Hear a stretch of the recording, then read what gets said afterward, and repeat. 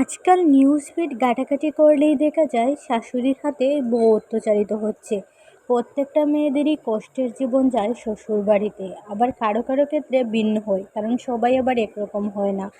যাই হোক, আজকে কিছু বাস্তবতা তুলে ধরবো। প্রত্যেকটা মেয়ে এই সুন্দর স্বপ্ন নিয়ে যায় শ্বশুর বাড়িতে, সুন্দর করে সংসার করবে, সংসারটাকে আগলে রাখবে। প্রত্যেকটা মেয়েই শাশুড়িকে মা ভাবে, কিন্তু শাশুড়িরা কখনো বৌমাকে মেয়ে ভাবতে পারে না। তার কিছু উদাহরণ আমি আজকে তুলে ধরছি। প্রথমত, যে মেয়েটা দেখবেন বাপের বাড়ি মাকে কখনো রান্না করে খাওয়ায়নি, কখনো ভাতটুকু বেড়ে দেয়নি, সেই মেয়েটাও শ্বশুর বাড়িতে গিয়ে শাশুড়িকে রান্না করে খাওয়ায়, ভাত বেড়ে দেয় এবং প্রত্যেকটা কাজে সেবা যত্ন করে, এবং শাশুড়ির ওষুধ পর্যন্ত খাইয়ে দেয়। তারপরে দেখবেন কাপড় ধুয়ে দেয় এবং সমস্ত কাজ সংসারের করে, শাশুড়িকে কিছু করতে দেয় না।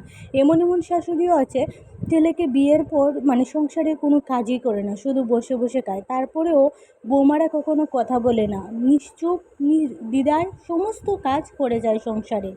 তাই আমি বলবো, প্রত্যেকটা বৌমা শাশুড়িকে মা ভাবে, কিন্তু শাশুড়ি কখনো বৌমাকে মেয়ে ভাবতে পারে না।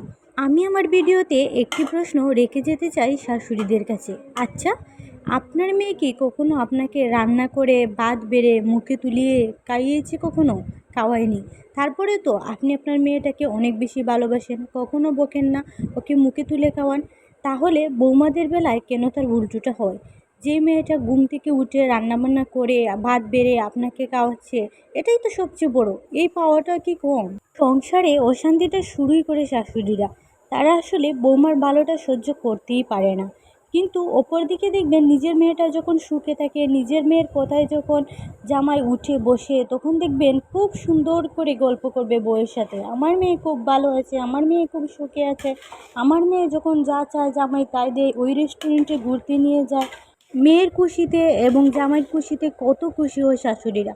কিন্তু সেম কাজটা যখন ঘরের বউ আর নিজের ছেলে করে, তখন আর সহ্য হয় না।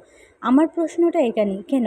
আপনি যদি আপনার মেয়ের সুখ সহ্য করতে পারেন, তাহলে ছেলের বউয়ের সুখ কেন সহ্য করতে পারেন না? ছেলের সুখ সহ্য কেন আপনার সমস্যা হয়, আমি সেটাই বুঝতে পারি না। কিছু কিছু শাশুড়িদের এই ধরনের আচরণই একটা সংসার নষ্ট হয়ে যায়। আর কিছু কিছু ননাস ননহরি দেখবেন বাইয়ের সংসারে এসে মাতব্বরি করে। আসলে যারা মূর্খ অশিক্ষিত এরাই এটা করে, যারা শিক্ষিত যথেষ্ট জ্ঞান শক্তি আছে, তারা কখনোই এটা করে না। বাইয়ের সংসারে গিয়ে মাতব্বরি করে বাইয়ের সংসারটা নষ্ট করে দেয় না। আসলে তারা নিজেদের সংসারই ধ্বংস করে এবং পরের সংসারটাকেও নষ্ট করে দেয়। স্বামী স্ত্রীর সম্পর্ক হচ্ছে হালাল সম্পর্ক, আর হালাল সম্পর্কটাকে সবসময় শয়তান চায় ধ্বংস করতে। তারা এরকম হালাল সম্পর্ক নষ্ট করে দেয়, তাদের জন্য রয়েছে কঠোর শাস্তি।